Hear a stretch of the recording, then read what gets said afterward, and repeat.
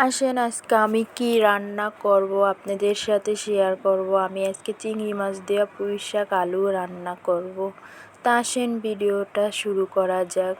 আমি প্রথমে কড়াইতে তেল দিয়ে মরিচ পেঁয়াজগুলো হালকা একটু নরম করে নিয়ে এখানে আমি কিছু ছোট চিংড়ি মাছ দিয়ে দিলাম। দিয়ে আমি ভালো করে এটা একটু ভেজে নেব। দেখেন আমার চিংড়ি মাছগুলো লাল হয়ে আসতেছে। এখানে আমি একটু ভালোভাবে নাড়াচাড়া করে ভেজে নিচ্ছি।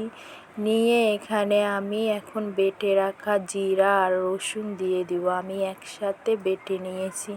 আমি ইদানিং শুধু বাটা মশলাই খাই, মানে প্রতিদিনেরটা প্রতিদিন। তা আমার রান্না কেমন হয় অবশ্যই সবাই কমেন্টে বলে যাবেন। তো দেখেন আমি কিন্তু বাটা মশলাগুলো দিয়ে দিলাম। দিয়ে আমি আবার ভালোভাবে একটু নাড়াচাড়া করে নেব।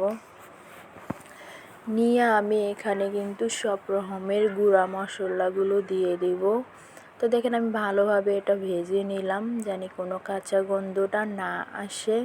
তো এখন আমি এই যে গুঁড়া মশলাগুলো দিয়ে দেব। এখানে হচ্ছে স্বাদ মতো লবণ, মরিচের গুঁড়া, হলুদের গুঁড়া দিয়ে আমি এটাও ভালোভাবে একটু নাড়াচাড়া করে নিচ্ছি। নিয়ে এখানে আমি হালকা করে একটু পানি দিয়ে দেব।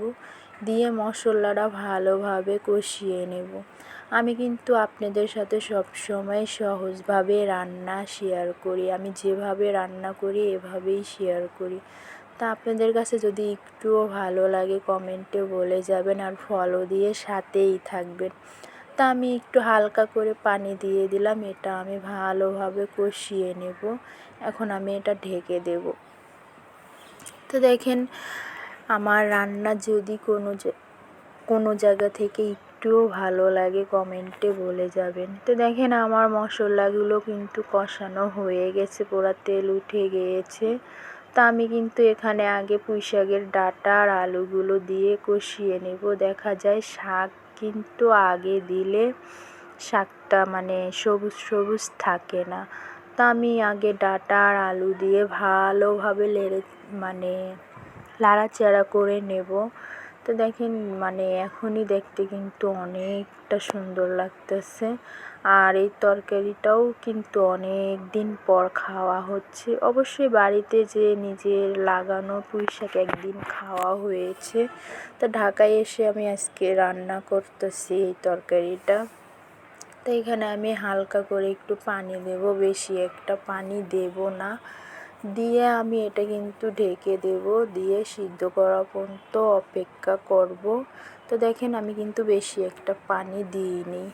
তা দেখা যায় এভাবে আগে ডাঁটা আর আলু কষিয়ে নিলে খেতে কিন্তু অনেকটা মজা হয়, আর শাকটাও কিন্তু সবুজ সবুজ থাকে। তা আমি ঢেকে দেবো। এই দেখেন আমার কিন্তু এখানে কষানো হয়ে গেছিলো। আমি হালকা একটু পানি দিছি, ওটা আর ভিডিও করতে মনে ছিল না। এখন আমি শাকগুলো দিয়ে দেব, দিয়ে ঢেকে দেব। তা আমি এই দেখেন আমার তরকারির ফাইনাল লুক কত ইয়াম্মি হয়েছে, আর খেতে কিন্তু অনেক মজা হয়েছে। তো ভিডিওটা এ পর্যন্তই। ভালো থাকবেন, সুস্থ থাকবেন সবাইকে অনেক অনেক ধন্যবাদ। আল্লাহ হাফেজ।